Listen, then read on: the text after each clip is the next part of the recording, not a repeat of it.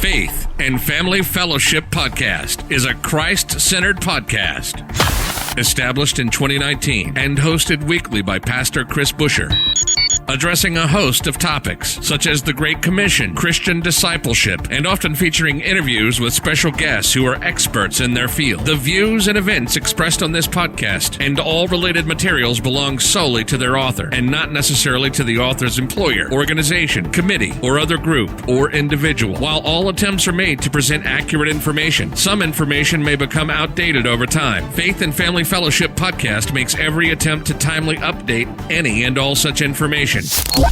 Without further delay, here's another powerful episode of Faith and Family Fellowship Podcast.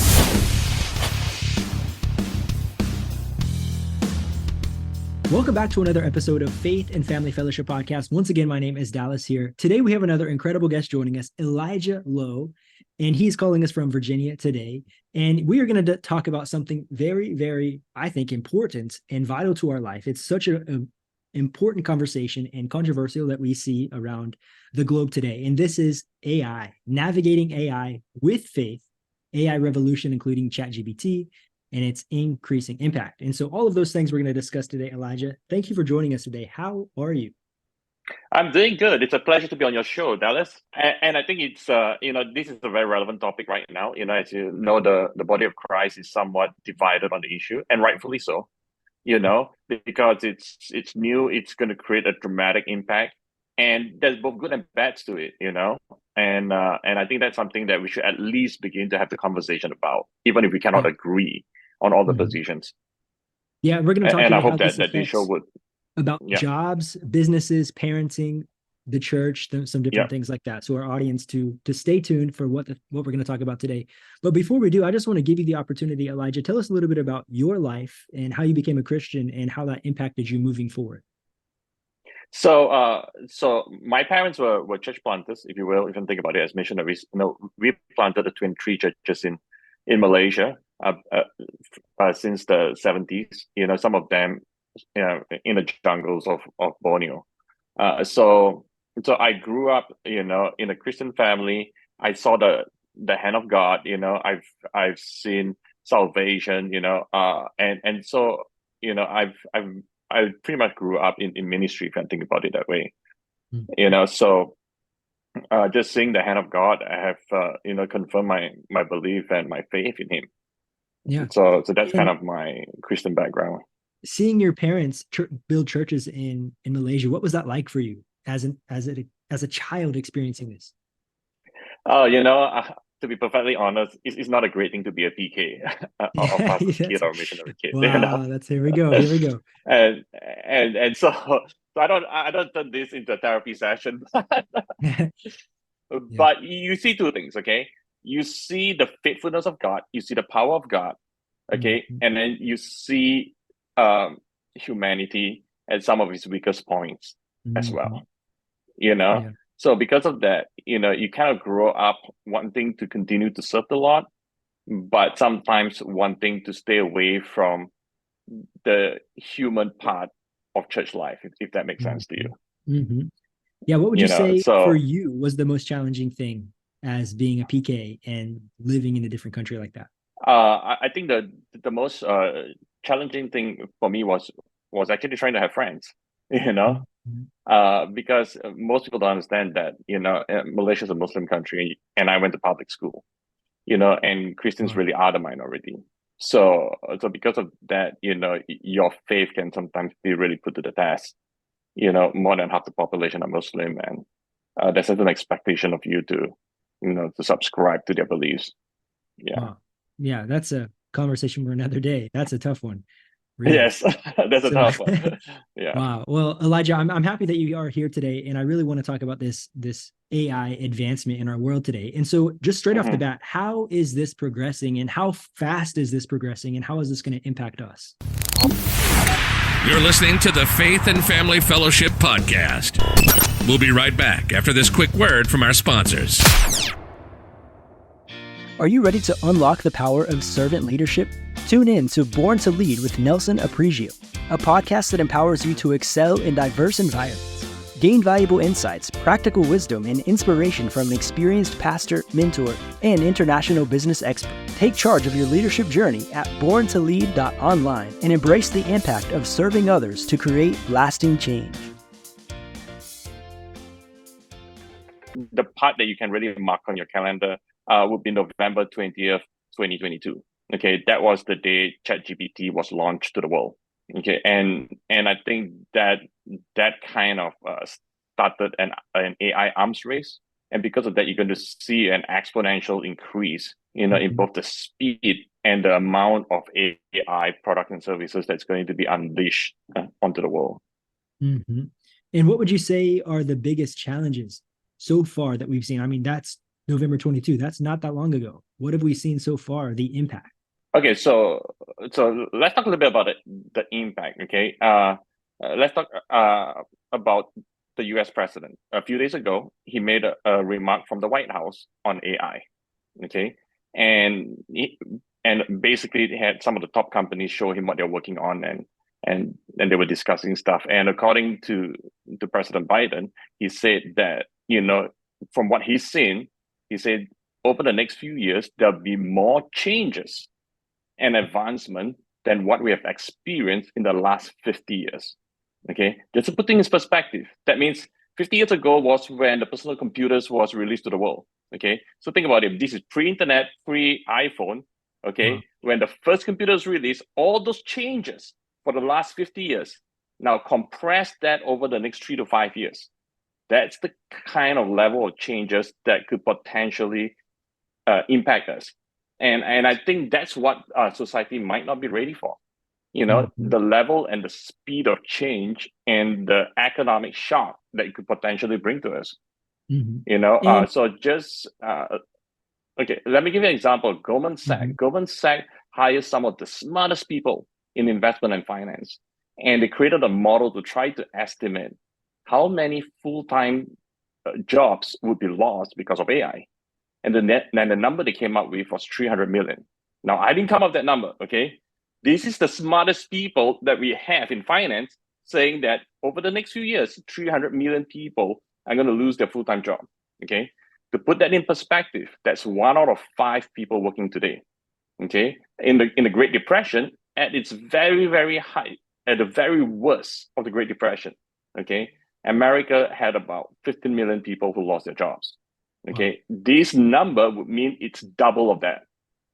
Okay, it would put America at about 30 million people.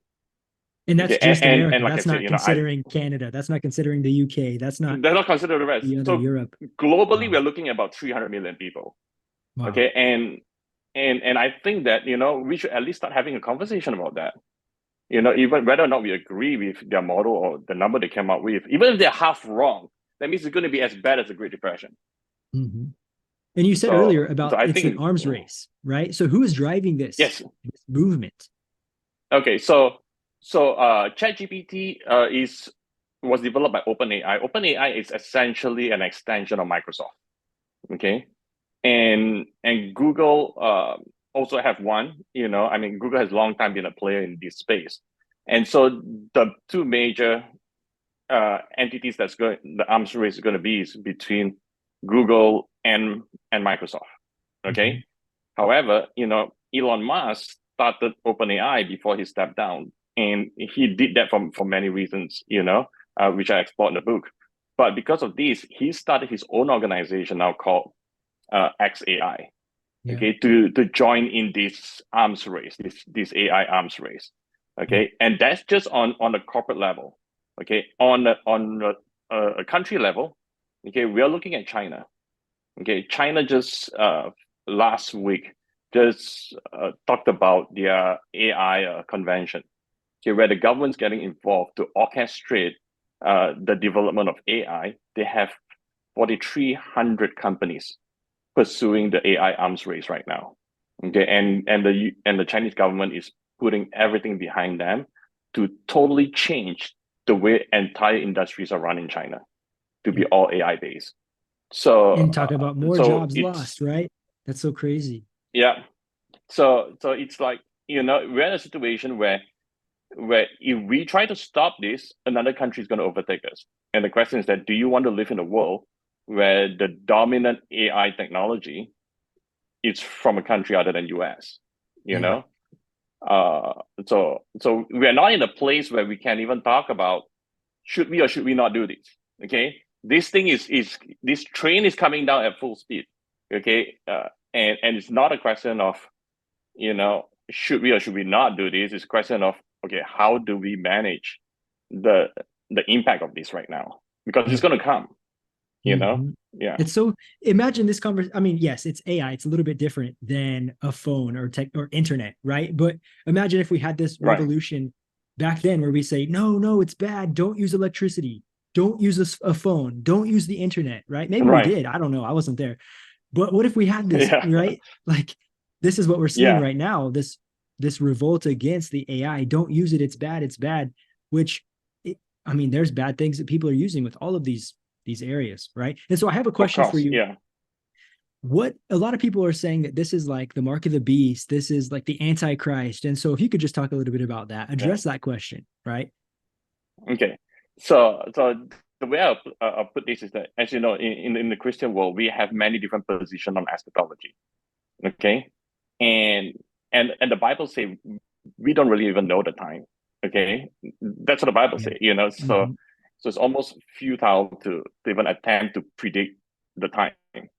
Okay. At the same time, I think the Lord intentionally keeps some things mysterious for a reason.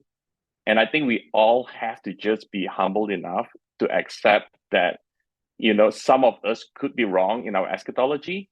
And there's even a possibility that every one of us is wrong in our eschatology. Yeah. You know, so I think if we approach it that way, that yes, this could be my position, or this could be what I believe in the end times, but I'm willing to accept that, you know what, the Lord is sovereign and I could be wrong.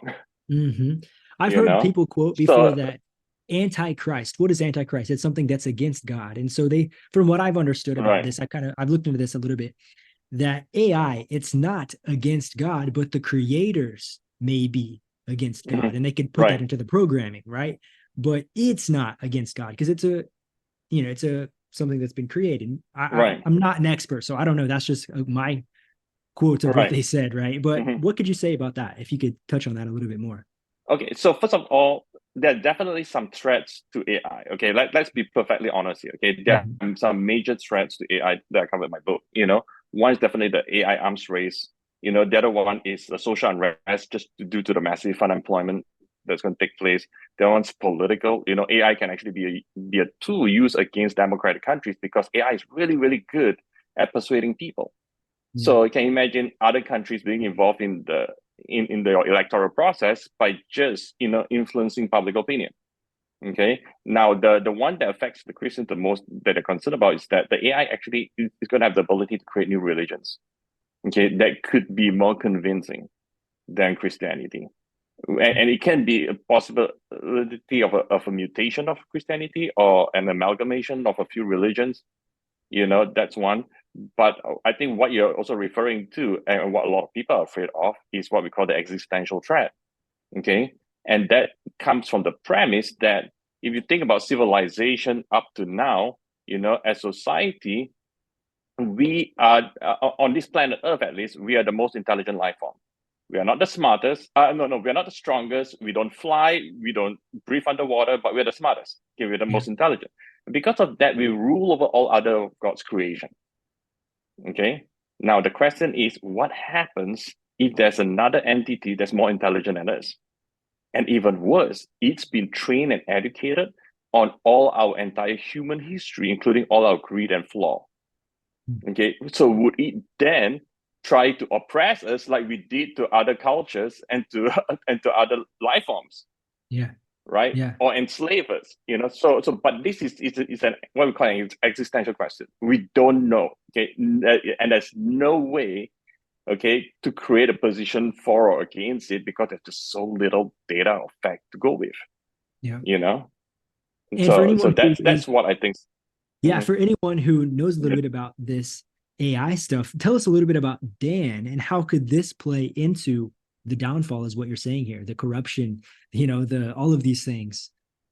Into what, Dan? What's that? The jailbreak ChatGPT.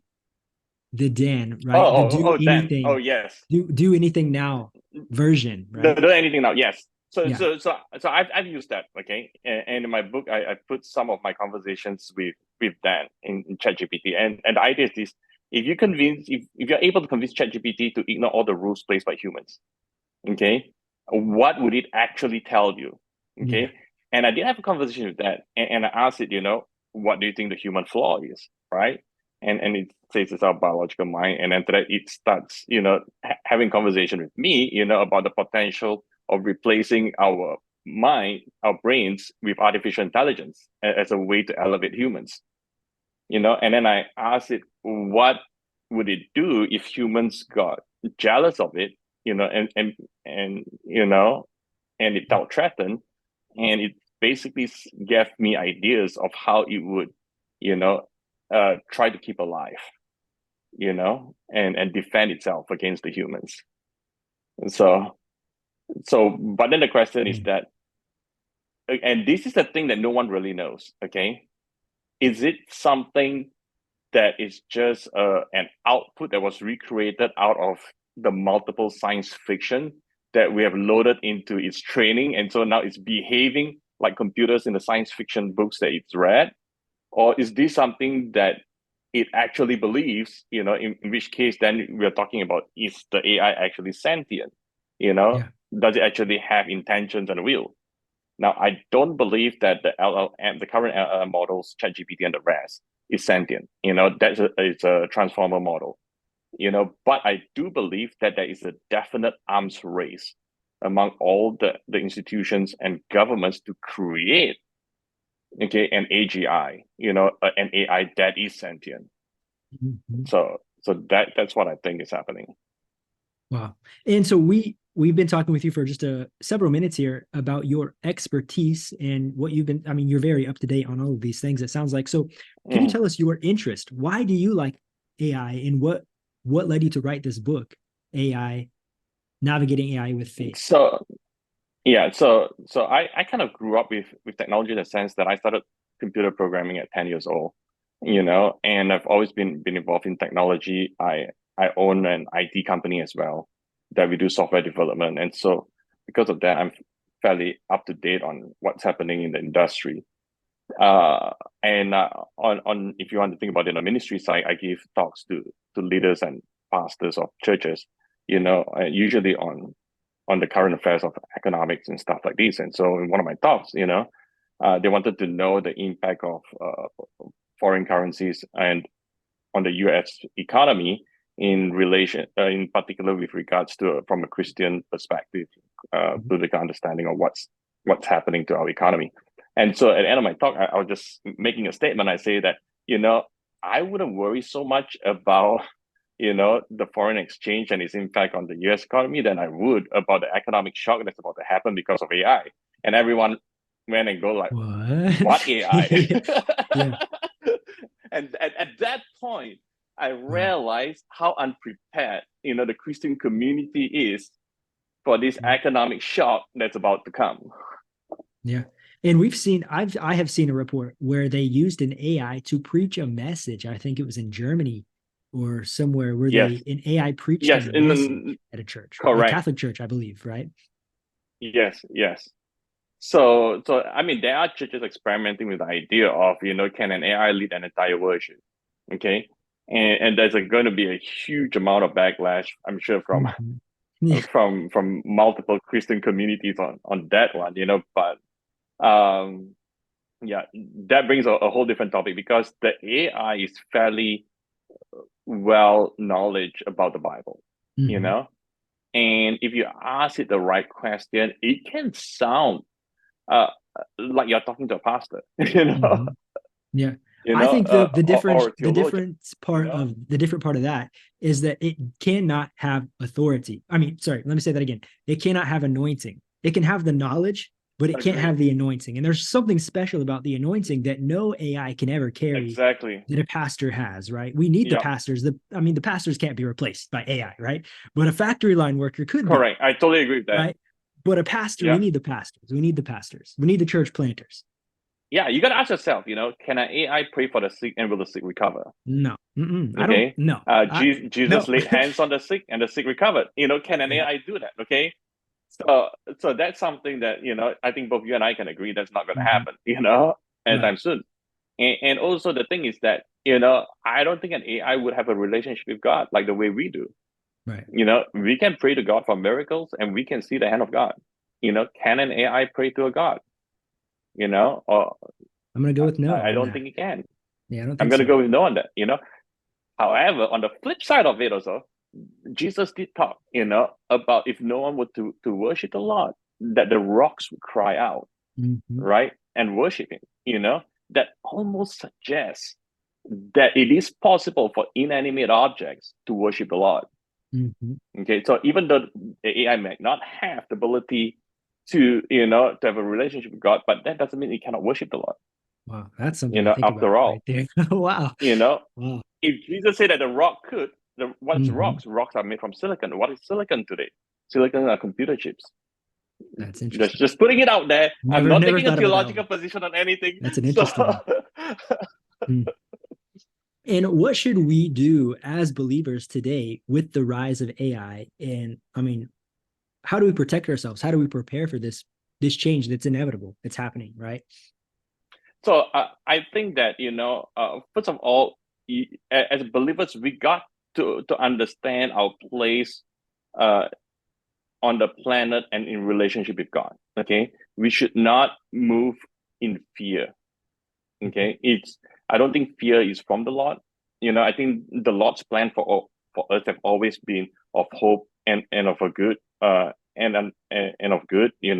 So in the same way, I think the first thing Christians need to know is that as things begins to unfold, whether they're good or they're bad, okay, that God intention, God's heart is for us, to express His goodness on the earth.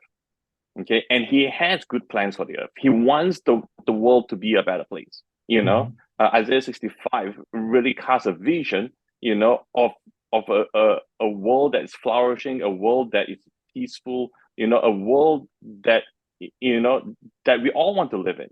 Okay, and it's very important. As the AI comes, that we hold on to that vision. Okay, because what's going to happen is that if we begin to move out of fear, if we begin to move out of the pain from any economic shock that happened, the impact on our children is going to be devastating.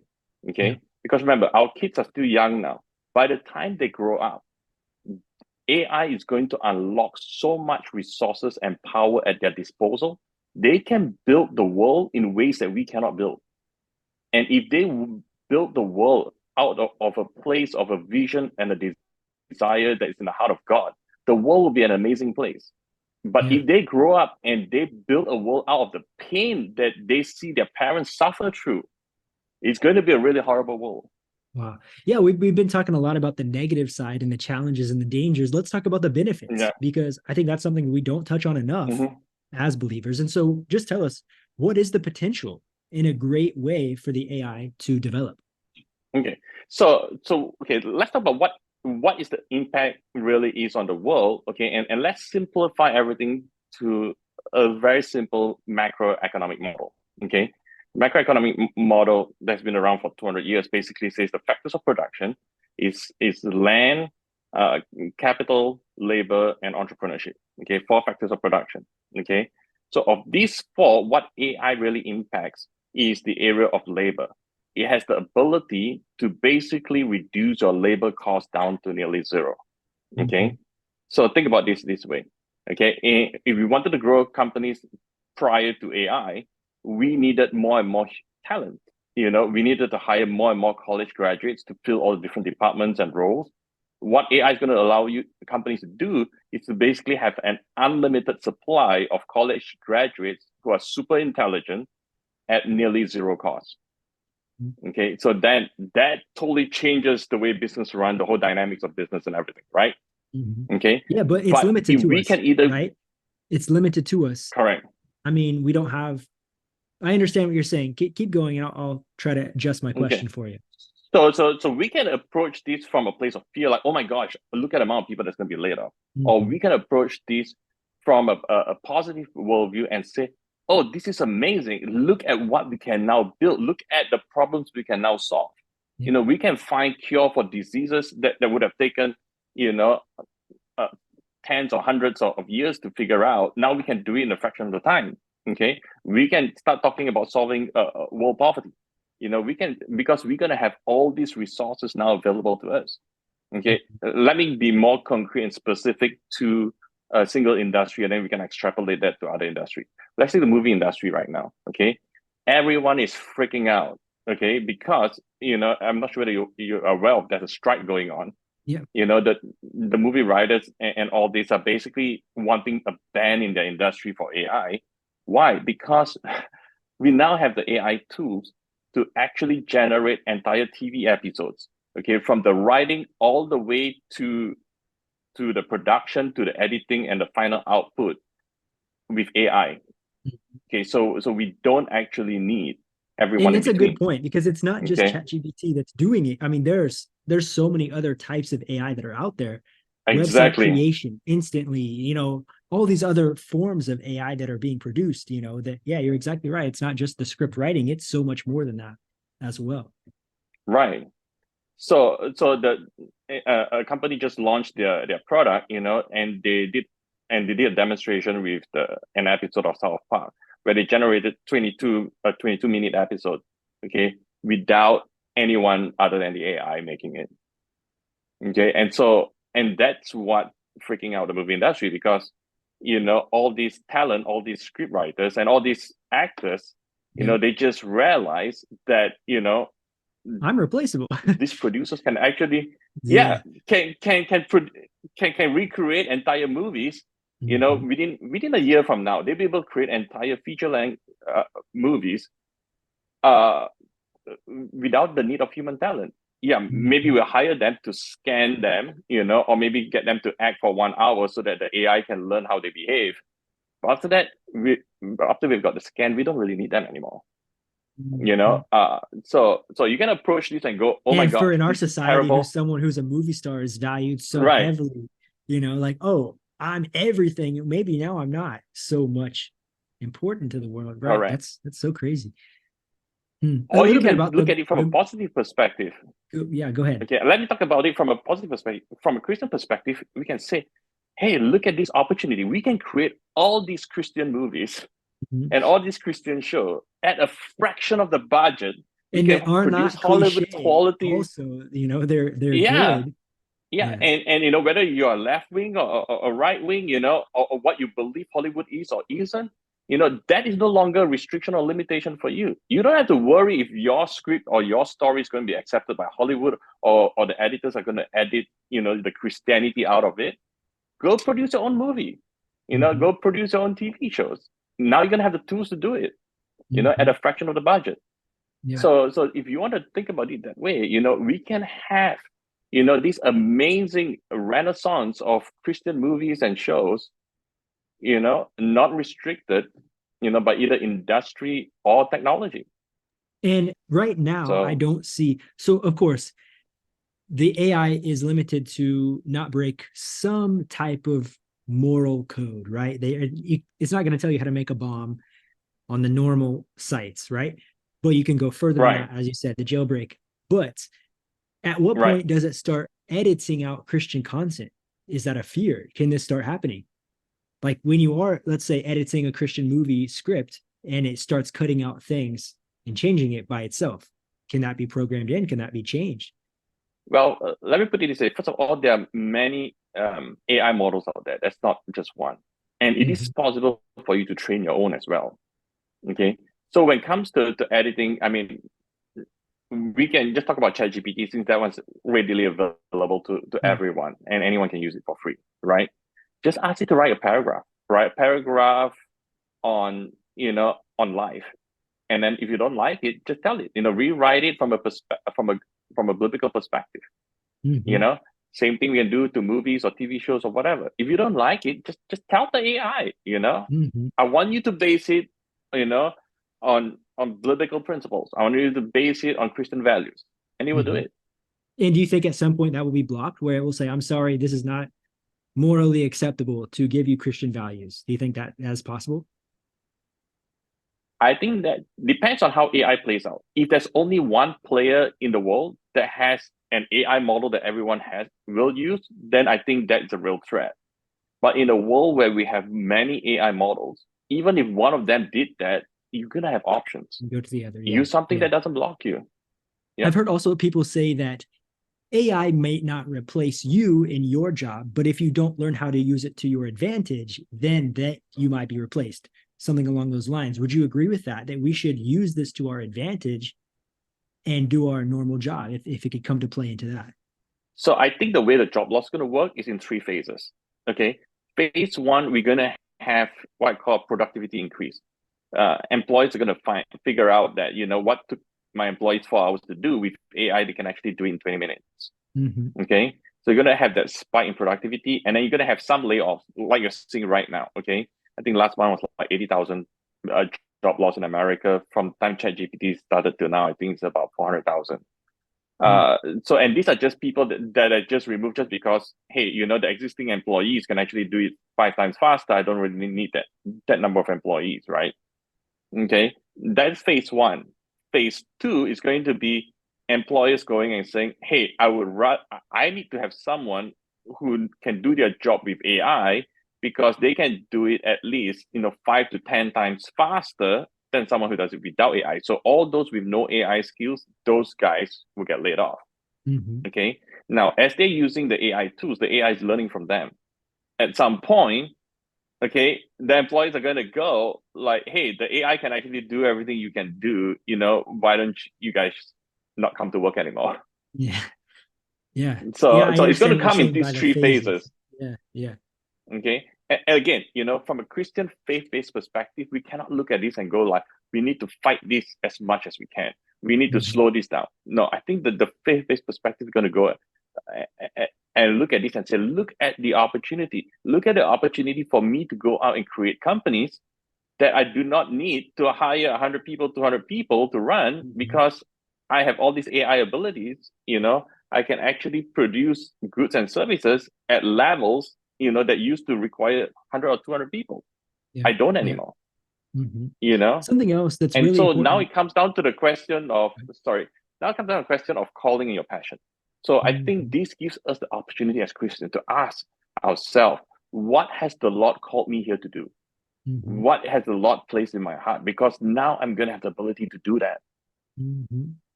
Yeah, and reach the people before that you maybe couldn't have, or create the content that you didn't attract before, along those lines. Yeah. You also mentioned in the book about parenting, how AI affects parenting. And so I've never thought about this ever, about parenting and AI. I never put those together. I know that there's a movie called Megan. I never watched it. I just heard a couple of people tell me that it's kind of wild. There's like an AI babysitter. Maybe I'm not even right about that. I don't know. But just tell me a little bit about, Elijah, how this affects parenting in the world. Okay. So I think it's going to affect it on multiple levels. First of all, like I said, as we go through the economic shock, it really depends on how governments react to it. They could make the situation a lot worse, or they could make it go like a slight bump in the road. Okay. At its very worst, we're looking at, massive layoff, social unrest. And again, like I mentioned earlier, depending on how we raise our kids to see what's happening in the world, they could either grow up with the pain and the trauma and then build a world with AI resources that's going to reflect that pain and trauma. Or they can grow up in a Christian home, having parents who are hopeful, who cast a vision of a great future, a world that, that's full of love, peace, and kindness, and then when they grow up, they will have the resources to build that world. Okay. Now it's going to be challenging for parents, because even the best futurists right now cannot tell you what kind of jobs will and will not exist 10 years from now. Okay, 10 years is not very far, okay? But 10 years from now, a lot of jobs that exist today will not exist. Radiologists, for one, I'm telling you, it's not going to be around 10 years from now, okay? That's a given already. The FDA in January this year just released approval for 400 AIs for radiology alone. Okay, so that job is gone. Okay. Wow. I was going to school for this. Now I have to stop. No. Oh I man. know. The legal fraternity said 44% of all their jobs will be gone. Wow. Okay, That's so so if you're crazy. studying for law, you need to ask yourself, if you're in the third year of law school, am I going down the right track? So because of that, I think what we need to begin to prepare our kids for is two things. One is to have, is to find their calling, find what they're passionate about, and then align that with biblical values, especially in the area of alignment of what I call a noble cause. Not just be interested in law. Why are you interested in law? Be in law because you want to help people, okay? Because you want to advocate for those who don't have a voice, okay? So parents need to help their kids find that passion, because when they grow up, they are going to have the resources to do that. Doesn't matter what the outcome is, AI advancement will be such that they will have that resources through AI to actually do a lot of things that we cannot do today. Mm. So if they can find their calling, if they can find their noble cause, they will grow up and build a better world than the one that we live in today. Yeah. And just to set a And then practical standard here for our audience, besides job loss, how does AI affect our day-to-day living? Okay. So first of all, a lot of things that we wanted to find answers for, we can find it a lot easier. It's going to allow us to pursue a lot of things that we previously were not able to pursue. It's going to allow, let me give you a really interesting example too. There are parents out there with kids with very rare diseases, okay? Who, and large companies and pharmaceuticals are just not interested to pursue research because the market's so small. But if you're a parent and your child's a rare disease, what choice do you have?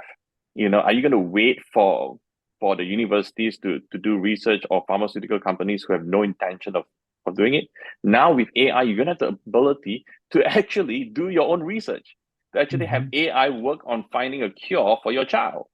You could band together with other parents, with children of a similar situation, and you all could actually conduct your own, scientific research with AI, and probably make more progress than some of the people in the universities. So this is going to unlock all these ability to us. Like I said, if you have a passion to make a movie, go make it, and produce a Hollywood level quality movie. If you have a child who's sick, go find a cure. If you want to write a book, go write a book.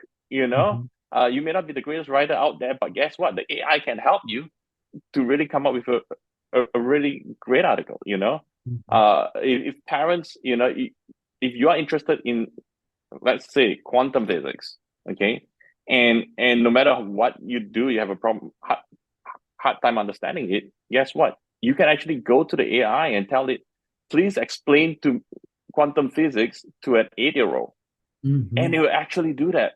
Okay, Yeah. and do it really well too.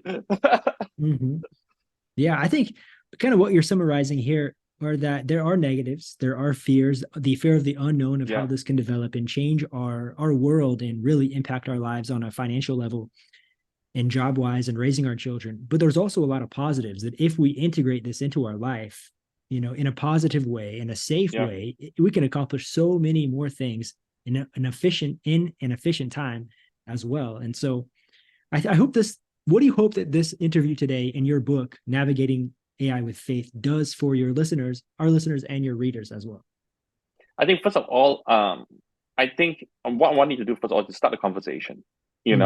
Let's start a very neutral position conversation about AI.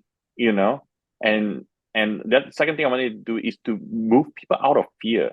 There are going to be a certain segment of Christians who are going to be very fearful of AI, and they're either going to fight it or they're going to try to isolate themselves from it. And it's going to be like trying to isolate yourself from electricity. Yeah. Now it's not that you cannot create such communities. There are communities out there who tries to isolate themselves from electricity, but do you really want to go down that road?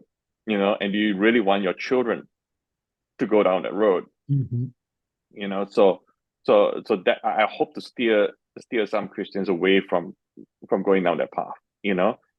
But more importantly, I hope this would start the conversation on how can we make a better world. You know, how can we make a better world with AI? How can we raise our children, you know, to lead the world, the new world that's going to be created because of AI? Yeah. I want to end on That's this my final hope and question prayer. here. That's Mhm. how do we protect our family? Because I've heard that they're taking AI scammers, let's say they take AI and they mimic your voice from social media and they Yep, create some deep fake. script that says, help, help, I'm in a car accident. I need you to send me some money at this phone number, blah, blah, blah, right? And it happens that people get scammed in this way. So how do we protect our families? How do we have this conversation with our children? Say, hey, this is, how do we protect ourselves? I'll just say it in that way. Okay. So first of all, I think parents need to be educated on what AI is and isn't. Mhm.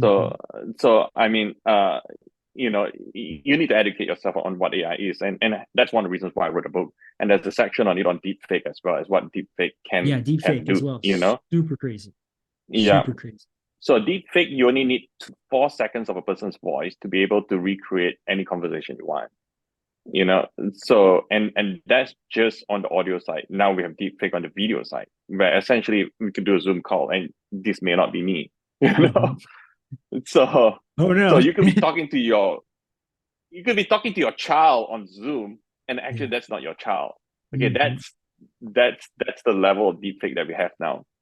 You know, it sounds like your child, it looks like your child, you know, even has all the mannerism of your child, but it's actually someone else that's trying to scam you. Mhm. Okay, and that's over a Zoom call. So I think the first step the parents need to do is to really educate themselves on it, and then secondly, educate the kids on it, on the scams Yeah. that's out there. You know, and just like how, you know, how we protect our kids with TV and the iPads and the internet. We can do the Mhm. same thing with AI. You know, first of all, you know, depending on the age of the kids, sit next to your kids when they talk to the AI. Okay, Mhm. don't make AI your babysitter. You know, Yeah. you know. Yeah. So sit next to your kid. You know, teach them to interact with the AI, but you be with them. You know, so that you can guide them and, you know, show them what is true and what's not. Yeah. Thank you so much for this conversation today. I think I could go on for hours about this topic because it's such a real Yeah, topic and it's such a now thing that's happening and a lot of people are talking about it. And so correct. I really appreciate you writing this book and bringing your insights into it as well. And so I hope to have you on the podcast again as this progresses. Things are changing so Yes. rapidly, right? In the next couple of years, you say we're going to Hmm. have even more progress than we've had in the last 50. So I can't imagine the difference that this will have in our culture and our world as we move Yeah. forward. And so, how can we find your book and your social media platforms as well? So right now, my book's on Amazon. I think it's in all countries, both the ebook format as well as paperback format. It's called Navigating AI with Faith. You know, I think there is a Portuguese version coming out as well for the Latin American market. That I heard the translation is completed now. It's going to go to press soon. Um, I'm also on Facebook. You know, there is a Facebook group called Navigating AI with Faith. You know, where people can come and post their questions, and I hope to address them in future versions of the book. I'm also on Instagram as well. So Yeah, thank you so much. And if I Instagram can would have you, be author Elijah Low. Yeah, author Elijah Lowe yeah, on Instagram. Okay, great. We'll put all yeah. that in the description below for you guys, so you guys are able to click on Okay. that and find the book, find the social media platforms and everything. So, thank you again, Elijah, for joining us today. If I can have you end our time together with a prayer, that would be great. Yes. Thank you, Dallas. Really appreciate this opportunity, and you know, really appreciate you as well for what you're doing in the Christian community. I think it's really important. Thank you. Thank you, Let us pray. Elijah. Oh Lord, we come before you, Lord, and we say, truly, you're a good God and you're a faithful God, and it is your heart's desire that we, your children, express your goodness here on this earth, Lord. And we pray, Lord, right now for all the listeners out there, that you give them a sense of hope, courage, and faith, oh Lord, because you are a faithful God, Lord, and with you all things are possible. And I pray for this show. I pray that, oh Lord, that you bless Dallas and his family, that even as he put on this show, Lord, create the kind of impact that you desire, Lord, in this world. And all of God's children say, Amen. Amen. Amen. You've just listened to the Faith and Family Fellowship podcast. with your host, Pastor Chris Busher. Faith and Family Fellowship Podcast was recorded live in studio with final editing made before uploading. Subscribe today to Faith and Family Fellowship Podcast on iTunes or Google Play. For more fantastic daily content, visit Pastor Chris Busher online via Facebook, YouTube, and Instagram. Don't miss the next episode on Faith and Family Fellowship Podcast.